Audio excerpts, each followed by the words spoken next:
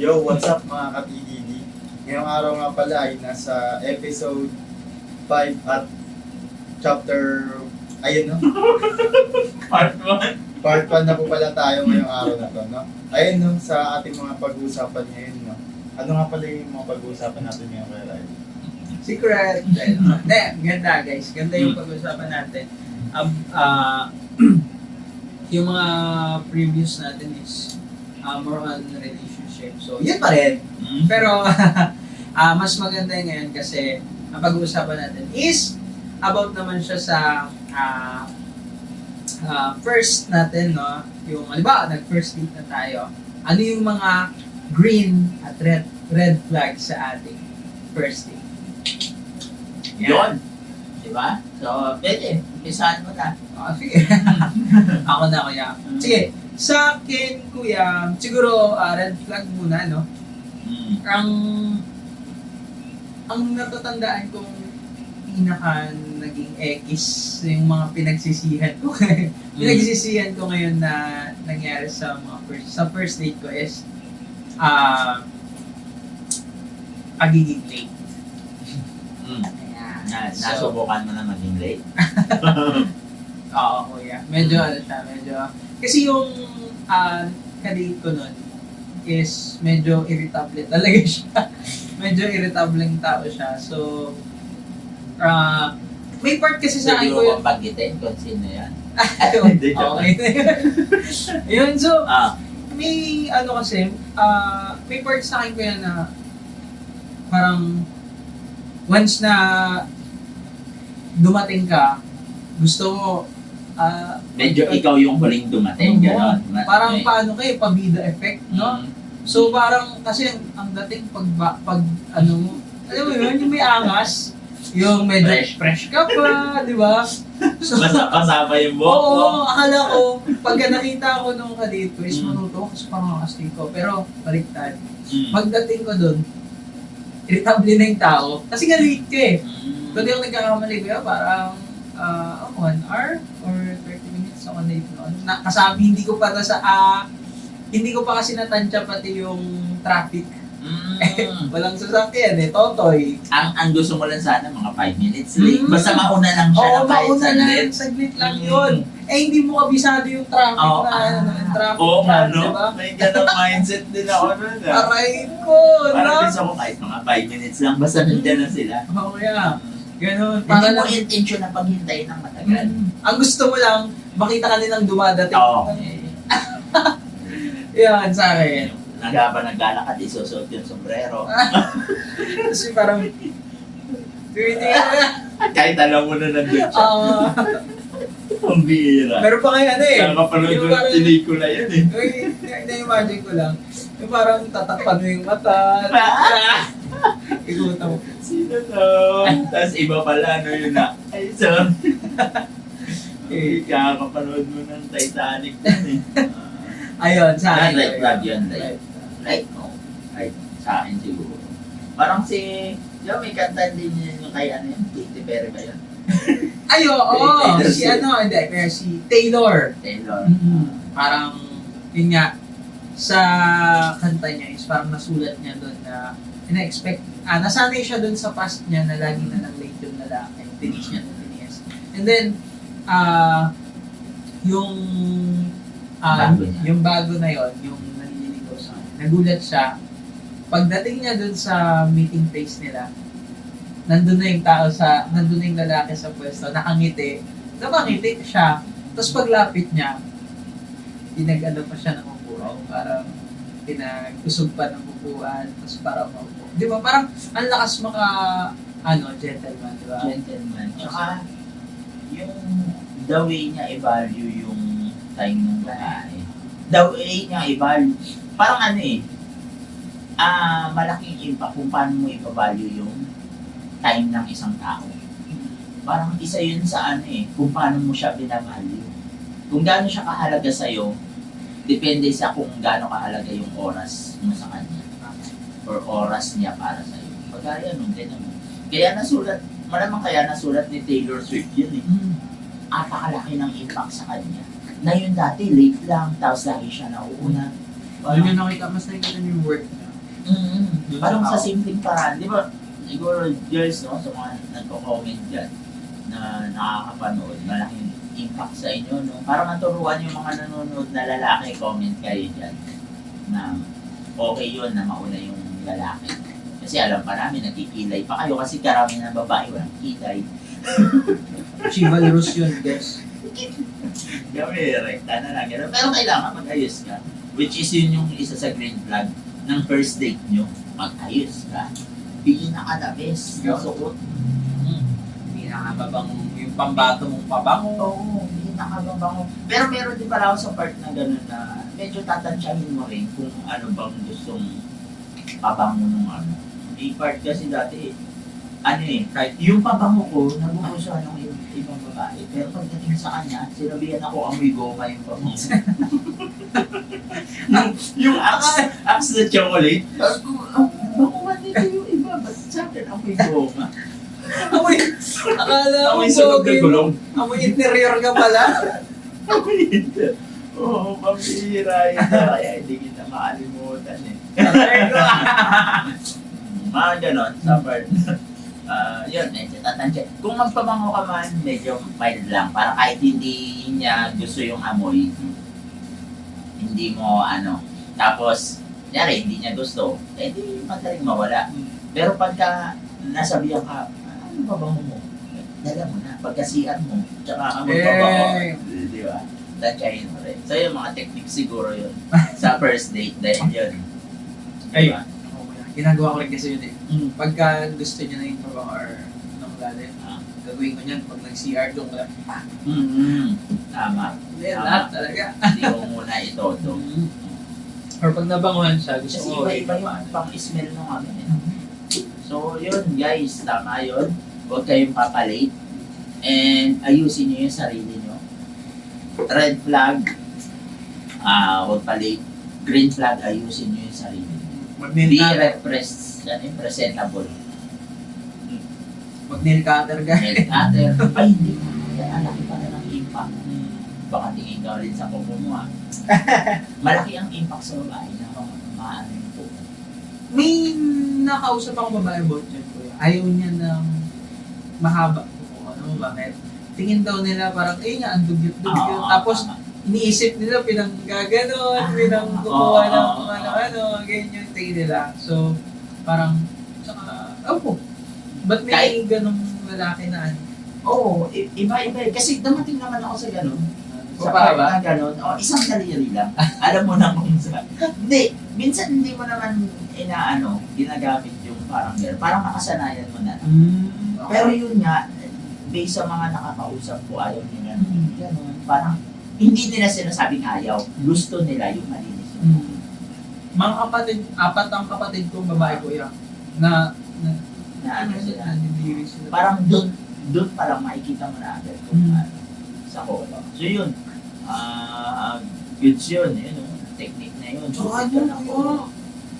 brush talaga guys. Ipin, mag-brush kayo lagi. Kahit wala kayong date, di ba? Oo, tama. Brush. Kasi ang lakas. Dala ka ng ng pabango sa bibig, ng mentos. Kasi kuya, even tayong mga lalaki, ikaw may magandang babae. Tapos pag nakadate mo, maamoy mo hininga, Ay, oo. amoy interior. Totoo yun. Di ba? Totoo yun. Mag-iiba yung tingin mo doon Ah, sa oo. tao. Lalo kung first date Oo, yung First first date date. guys, pinag-uusapan natin. Di ba? Kasi nga, first impression last. So, unang date nyo parang magpakitang kilas ka na. Hindi sa parang pina-plastic mo or kailangan talagang gawin mo yun. Kasi gusto mo mapa-in-love yun eh. Kailangan gawin mo yung best mo. Hindi sa parang, hindi naman ako ganito talaga eh. Kailangan mong baguhin yun. Tsaka win-win yun eh. Hmm. Di ba kuya? Win-win situation. Yung gano'n. Para sa'yo, para Para din sa... nililigawan or sa kadate. Eh si Boss Ray, may ganun ka ba? Yung sa akin naman ko yun, siguro yung red flag sa akin. Pangamin na naman ko yung yung naipag-date ako, na na-late ako siguro ng mga mag-iisang oras. Kasi ang biyahe na puntang Starboy, may traffic sa Luzon. Ah, Luzon? Laging traffic yung Luzon eh. Kaya naman maalis. Luzon. Sino ba yung kapitan dyan? Ayun, kasi parang okay lang doon sa kanya na naghihintay siya din. Tapos parang hindi ko naman malaman kasi sobrang traffic. Tumagal na mag-iisang oras. Tapos parang medyo nag-iba na yung itsura niya. Kasi first time, Ano na yung tsura? yung parang maangas Kabuntot na. na. Kasi Nagkabuntot. parang late ka ng matagal. Oo. Naghintay siya na nakaupo doon. May hintay siya na mag-isang oras na nakaupo. Anong pakiramdam ng guys, di ba? Sa tingin ko yun, no, pag kayo mabayang gano'n, ang dami-dami na niligaw sa akin na gusto mo, tapos paghihintayin mo lang ako. So yun, habang na naghihintay siya, nung nagkita na kami, nakasimangot siya. Tapos parang ganyan, pero hindi, kung sakali man na na-late ka, at pinayagan ka palit niyo makapag-date sa sumunod na araw, magbigay ka siguro ng surprise. Kasi ginawa ko yun eh. Yun, na-late ako, pero nung pangalawang date na, nagbigay ako ng surprise sa kanya. Eh yung nagbigay ako sa kanya ng bulaklak, tapos yung sumunod na araw, teddy bear. Tapos parang Pangatlo, wala na. Surprise! Hindi, parang nasiyahan siya kasi parang hindi niya akalain na bibigyan ko siya ng araw na yun. Kasi parang akala niya, date lang, parang kakain lang kayo ng McDo kayo, mag-inasal, mga ganun. Tapos parang, tapos sa yun guys, kapag kami na-date niyo yung bagay na yun, matuwa siya. Kasi nangyari din sa akin. Minay-date niya? Minay-date niya. Sarap din nun sa feeling, no? Kadate mo, tapos makikita mo yung pimumay-day yung night. Friday. Sarap sa... Tapos yung siguro yung ko lang siguro yung red flag. Kasi normal lang sa babae yung palawak. Yung kunyari maglalakad kayo sa kalsada, humahawak siya. Tsaka bilang lalaki, iwasan din natin yung matachi. Yung pala, baka kasi isipin. First date, guys, ha? Baka Baka kasi sa first date. isipin na medyo na tayo eh. Medyo, Iba yung gentleman na Iba sa yun. Matachi. Kasi may part na, yun nga, parang, kunyari, nagko-commute kayo, sasakay ng jeep, una ka. Medyo igagay. Tama. Tapos, Ano yun eh, pagiging chivalrous yun, guys. Chibaru? Chivalrous. Parang chivalry. Yan. Parang kang maginoo. Yan. Maginoo. Yun pala yun. May natutunan tayo. Ay, Kuya Kim. Chibaru? They say. Chivalry. ayun lang siguro sa akin. Pero ang ganda nun. So yun nga, guys, bilang Kristiyano din, na lalaki, malaki talaga kasi yung pag-ano ko sa babae. Kasi tinuturo kasi sa pagiging Christian na pag nagliligawan ko, kahit nga mag-girlfriend, boyfriend na kayo, bawal yung masyadong madikit. Especially, bawal kayo mag-kiss. Sayang ang pagiging magical. Sa girls, huwag i-red flag nyo agad yung boys na yun agad yung hapon. May mga bagay kasi kuya na dapat ginagawa lang inside marriage. Tama. Dapat ibinibigay mo lang yan sa tao. Hanggang dulo na. Papasok na naman yung taong kaya maghintay na kaya na makuha yun. Totoo. Sila yung girls. Kunyari, may ganong lalaki, ibinigay nyo agad. Sa amin, bilang lalaki, parang, okay, kahit kiss lang yan, okay, madali lang pala. Nakuha. Nawawalan na yung, Magic. Oo, magic na parang, paano kaya magtumayo niya sa altar? Iba yung first kiss sa, parang unang halik talaga. Yun. So yun, pag masyadong touchy, masyadong yun yung gusto ng boys, red flag yun. So mga boys, i-value nyo yung babae kahit mahal na mahal nyo yan. Try nyo. Kasi kung sure na kayo, makapaghintay kayo. Tama. Kung hindi na kayo sure, wag nyo halikan kasi yung babae. Preserve. Oo. Preserve nila yung sarili nila. Yung sarili nila. Diba? Kung meron naman babae, sila naman yung may gusto ng ganyan. Takbo kayo. Tsaka guys, ang sarap sa pakiramdam nun after ng, isipin mo sa kasal na lang isipin yung logic ng kasal. Sino ba naghihintay sa altar? Di ba lalaki? Yeah. So, hindi dapat talaga tayo nalilate. Isa pa, di ba? Ang isa pa, after natin ikasal, dun pa lang naman sasabihin ng nagkasal sa atin na, you may now kiss the bride. So, ibig sabihin, dun pa lang, at that very moment, mo pa lang siya pwedeng halikan. Yun. biblically speaking, nauna din ang lalaki. Tumuka. Ay, ano. Babae Ay, mali. yung unang mga babae. Gagalit na naman sa mga babae. So, yun, ano yun, biblically speaking, nauna ang lalaki. Naghintay lang siya. So, gano'n, sa first date, ilagay natin, mauna ka. Huwag mong paghintayin yung babae. I've been there. 3 hours, 4 hours ako nang hihintay sa kanya. Na dumating na from school, hinintay ko siya. Dumating din ako sa gano'n. Pero okay lang yun, dahil gusto mo siya, mahal mo siya, masarap maghintay. Laro-laro ka na sa cellphone mo hanggang malobat. Huwag ka papalobat kasi baka di kayo magkita. wala kayong communication. So ayun, dahil napakagat na ng ating topic, time. Ano ba? Boom. And kung may time pa, Yeah, good. habol na rin natin ko ano kasi ang ganda nun. Yung about naman siya sa ikaw kuya, Ano?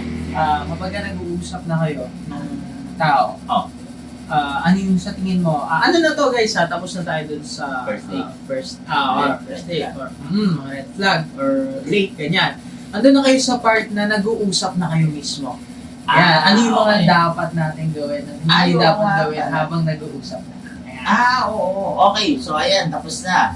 Hintayan, nauna ka na, dumating na siya. Nasa Jollibee, doon na kayo. Okay. KFC, nandiyan na. Yun, okay nga din yung yung part na, yung way mong kumain. Huwag kang masyadong lamong ka na, yung buto ng manok, talagang hinihimot-himot mo pa. Mayawak. O kaya ganito ka humawak ng drumstick ng chicken. Oo, ganda. Parang gutom na gutom no? Tapos yung bab mo, ang ganda. Tapos kung tanggap mo ako, kung mahal mo ako, tanggap mo ako. That may poise pa rin kahit sa pagkain. Oo, may voice pa rin. Siyempre, papakitang gilas tayo. First date to. Papakitang gilas tayo. So yun, ikaw, anong mo? Sa akin siguro kuya, kapag nasa na kayo. Yan. Wag niyong gagawin guys ang mag-cellphone habang nag-uusap. Yun, ang maganda. Sobrang ekis nun. Kasi ikaw kuya, nag-uusap tayo, may sinasabi ka sa akin, nakita mo ako nagpupod, ano mararamdaman mo? Oo nga. Parang nakakabastos. Diba? Hindi mo inaano yun tayo. At saka ang pakiramdam ng taong mapapakitaan ng ganun, pakiramdam mo, yung attention niya, or yung attention ng taong kinakausap mo is wala sa'yo. At saka, hindi nagiging intimate yung usapan nyo. Di ba?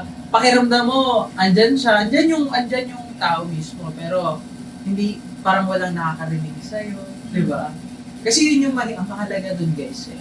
Kailangan, especially first date dun, so lahat ng mapag-uusapan nyo dun, kailangan kasi maging maging Memorable. kailangan, memorable, kailangan bumaon siya sa puso't isip nyo Ay, ganun malakas nga yung dating niya. First day, first impression. Oo, kuya. So, May napanood daw akong pelikula kuya, batang binatilyo siya, tapos may matanda. Tinanong niya ngayon yung matanda, paano kayo nagkakilala nung taong yun?